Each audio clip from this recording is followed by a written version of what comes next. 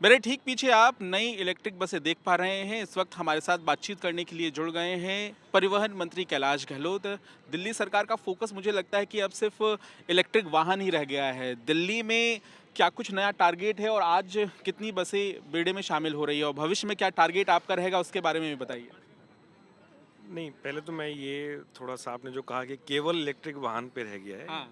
दिल्ली सरकार का हर उस चीज़ पे ध्यान है जो एक आम आदमी को अफ़ेक्ट करती है। हम्म। किस प्रकार से दिल्ली वासियों का जीवन और बेहतर बना सकें, उस पे मेरे माननीय सीएम अरविंद केजरीवाल जी लगातार नज़र बनाए रखे हैं और लगातार काम कर रहे हैं। ठीक है। जहाँ तक बात इलेक्ट्रिक वाहनों की है, बिल्कुल ठीक कहा आपने क्योंकि प्रदूषण के खिलाफ जब लड़ाई की बात आती है और किस प्रकार से करोड़ों जो लोग हैं वो अफेक्ट होते हैं पोल्यूशन से, तो मेरे ख्याल से सबसे बड़ा और ठोस कदम अगर पोल्यूशन को कम करने की अगर बात करें तो मेरे ख्याल से जिस प्रकार से इलेक्ट्रिक मोबिलिटी और इलेक्ट्रिक व्हीकल्स में पुश हुआ है, ये मेरे ख्याल से इनक्रेडिबल है। ठीक है। देश में कहीं भी इस प्रकार से हम्म। इतनी स्पीड से इलेक्ट्रिक बसेस का रोल आउट नहीं हुआ है।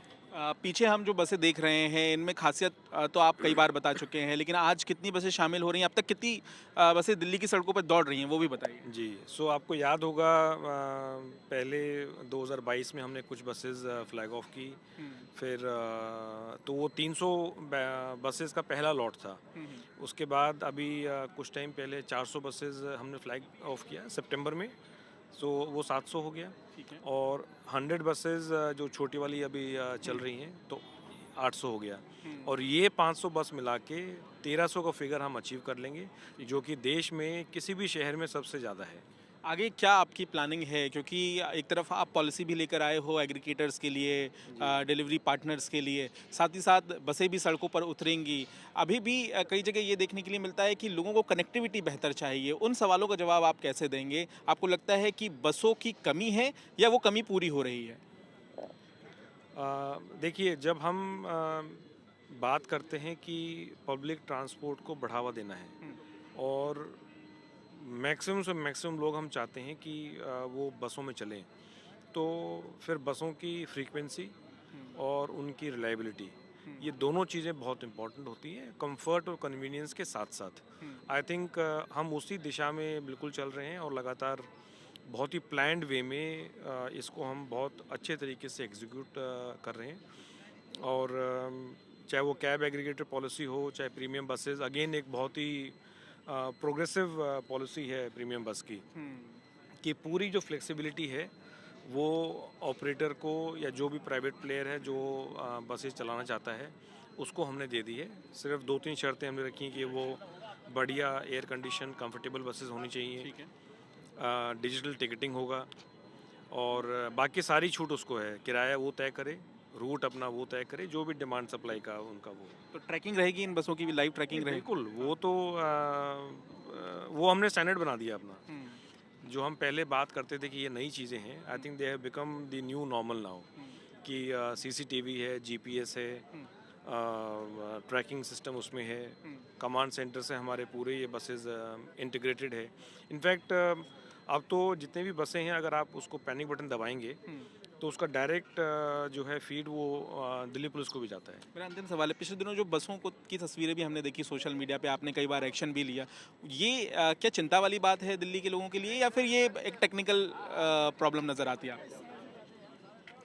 कौन सी या वाली? जैसे इलेक्ट्रिक बसों के ऑटोमेटिक चलने की बात होती है, ऑटो पायलट पे चलने की बात होती है, या फिर कई बार हमने देखा कि बसों की दुर्घटना हो गई है, उनकी मैं बात कर रहा था। नहीं, उसको जैसे एक बस का हमने देखा कि वो टर्न हो गई। हाँ। सो ये पहली बार इनफैक्ट एज अ मिनिस्टर वो मैंने भी हाँ। पिछले 7-8 साल में पहली बार देखा, तो उसको हमने एग्जामिन उसको हम करा रहे हैं। वो I think it was a very steep curve hmm. और उसमें बेसिकली तो ड्राइवर की ही गलती हम कहेंगे। और फिर वो जो हम्म। बीच में डिवाइडर होता है, उसका जो रियर टायर है वो उस डिवाइडर के टकरा ऊपर गया। आने से हम्म। फिर वो उसका बैलेंस जो है पूरा। बट फिर भी हमने once again we have given very strict instructions to the concessionaires, जैसे इसमें ये टाटा की मैनेज कर रहे हैं, कि ड्राइवर की क्वालिटी के साथ कोई कॉम्प्रोमाइज़ नहीं होगा।